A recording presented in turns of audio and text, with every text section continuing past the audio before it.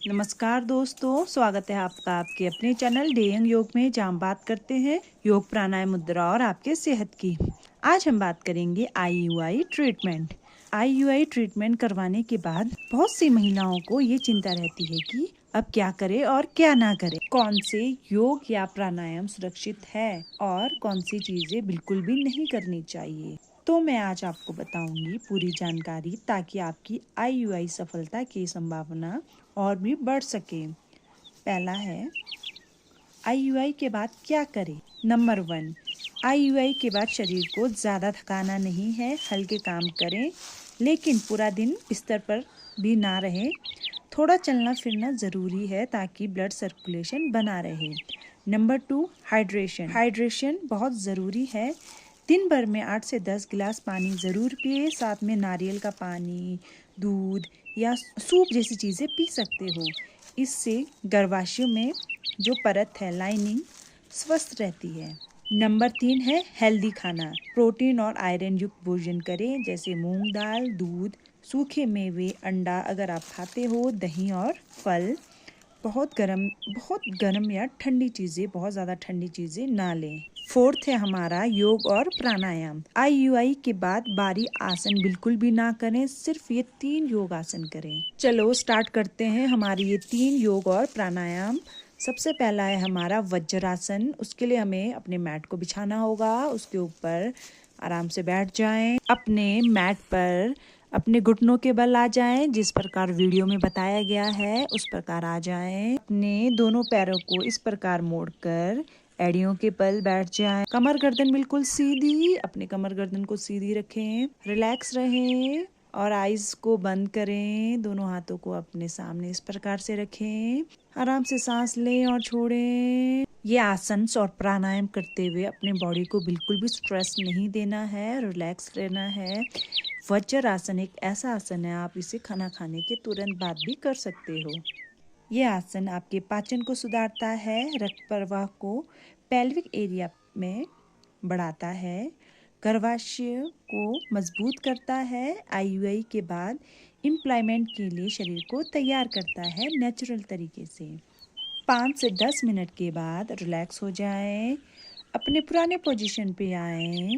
अब हम अपना अगला प्राणायाम भ्रामरी प्राणायाम करेंगे। इसके लिए आप किसी भी सुख आसन में बैठ सकते हो। आप जिस तरीके से आप कंफर्टेबल हो उस तरीके से बैठ के इस प्राणायाम को कर सकते हो। ज़रूरी नहीं है कि इस वीडियो में जो बताया गया है इसी तरीके से बैठना है।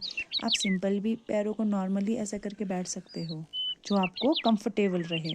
ऐसे टाइम में आपका शरीर जो सबसे ज़्यादा कंफर्टेबल है उस चीज़ में आपको रहना है। हमारे इस प्राणायाम के लिए हाथों की पोजीशन ले लेंगे। अपने अंगूठे से अपने कान को बंद करें, दोनों हाथों से अंगूठे के साथ वाली उंगली से अपने आईज को, बीच वाली उंगली से अपने नोज को हल्के से टच करना है और सबसे छोटी और रिंग फिंगर को लिप के ऊपर अप डाउन में रखना है, इस प्रकार जिस प्रकार वीडियो में बताया गया है। अब बीच वाली उंगली जो नोस्टल के पास लगी है उसको हल्का सा ढीला कर दें और लंबी सांस लें।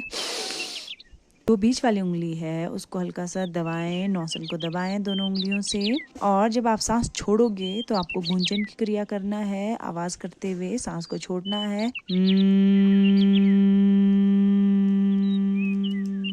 5 से 10 बार इसे करें। धीरे धीरे इसका टाइम बढ़ाएं। 1 मिनट तक आप इसे कर सकते हो। रुक रुक के, एक ही सांस में नहीं करना है, रुक रुक के करना है। ये आपके हार्मोनल संतुलन को बनाए रखता है, तनाव घटाता है, शरीर में O2 लेवल को बढ़ाता है। इन तीनों प्राणायाम और आसन में कमर गर्दन बिल्कुल सीधी रखना बहुत ज़रूरी है, इसलिए आप लोग कोशिश करें आपकी कमर गर्दन बिल्कुल सीधी रहे। अपनी क्षमता अनुसार इस प्राणायाम को करने के बाद रिलैक्स हो जाएं। अब अपना लास्ट प्राणायाम अनुलोम विलोम करेंगे। उसके लिए अपने हाथों की पोजीशन बनाएंगे इस प्रकार से। अपने राइट साइड के हैंड के अंगूठे के साथ वाली 2 उंगलियों को बंद कर लें। अपने राइट साइड के नोस्टल को अंगूठे से दबाएं और लेफ्ट साइड के नोस्टल से सांस लें। अब सांस को रोक के रखें और अपने अंगूठे को नोस्टल से हटाएं और अपने लेफ्ट साइड वाले नोस्टल को अपनी उंगलियों से, जो छोटी और रिंग फिंगर है, उससे बंद करें और जो आपने सांस रोकी थी उसे अपने राइट साइड के नोस्टल से छोड़ें। अब वापस इसी नोजल से सांस लें, इसे रोकें और अपने लेफ्ट वाले नोजल को छोड़ दें, उंगलियों को हटा दें और अपने सांस को इसे रोके रहना है। अब अपने अंगूठे से राइट वाले नोजल को दबाएं और जो आपने सांस रोकी थी उस सांस को लेफ्ट वाले नोजल से छोड़ें और उसी नोजल से लें। जब लेते हो तो सांस को रोके रखें, अंगूठे को नोजल से हटाएं और अपनी उंगलियों से लेफ्ट वाले नोजल को बंद करें। जो आपने सांस रोक रखा है उसे छोड़ें, फिर सांस लें, फिर अपने नोजल से उंगलियों को हटाएं, फिर अंगूठे को बंद करें, फिर लेफ्ट वाले नोजल से लें और छोड़ें। ये प्रक्रिया चलती रहेगी। हार्मोन संतुलन बनाए रखता है, तनाव घटाता है, O2 लेवल को बढ़ाता है, IUI के बाद मानसिक तनाव को कम करता है। आप इसे ज़्यादा से ज़्यादा 5 से 10 मिनट के लिए कर सकते हो। आप स्टार्टिंग में हो तो आप इसे 1 मिनट के लिए करें, धीरे धीरे अपना टाइमिंग बढ़ाएं, अपने क्षमता अनुसार करें। अब रिलैक्स हो जाएं।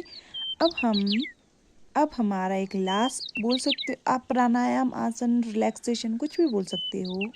ये 10 मिनट के लिए आपको कुछ टाइम के लिए मेडिटेशन, ध्यान करना है और इस ध्यान में खुद को अपने आप से जोड़ना है और अपने आप को ये कहना है, अपने आप से ये बात करनी है आपको कि मेरा शरीर माँ बनने के लिए तैयार हो गया है। ये अपने मन में ये विचारधारा लेते हुए आपको ध्यान करना है 10 मिनट के लिए।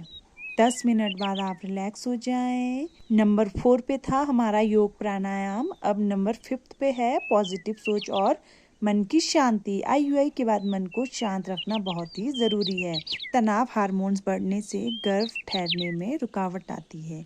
रोज़ 10 मिनट के लिए इसलिए ध्यान करना बहुत ही ज़रूरी है और अपने मन को तैयार करना, अपने शरीर को तैयार करना माँ बनने के लिए। IUI के बाद कुछ चीज़ें बिल्कुल भी ना करें, भारी योग और एक्सरसाइज ना करें, जैसे धनुरासन, चक्रासन या पेट पर दबाव देने वाले कोई भी एक्सरसाइज, योगा कुछ भी ना करें। जब आप रिलैक्स हो जाएं तो अपने हाथों का घर्षण करें और अपने हाथों का घर्षण से जो हीट निकलती है उसको अपने आइस पे, फेस पे लगाएं, फेस में लगाएं और आइस खोलने से पहले अपने हाथों को खोलकर अपने आंखों के सामने रखें और मुस्कुराते हुए अपने हाथों को देखते हुए आइस को खोलें और धरती माँ को प्रणाम करें। रिलैक्स हो जाएं, पैरों को सीधा कर लें। ये था आज का हमारा आसन प्राणायाम। क्या ना करें में गर्म पानी से नहाना, स्टीम या स्नान ना लें। शरीर का ज्यादा गर्म होना इम्प्लांटेशन में बाधा डाल सकता है। तनाव और नकारात्मक बातें अपने मन में ना लाएं। किसी भी तरह का डर या चिंता आपके बॉडी की एंजाइटी को प्रभावित करता है,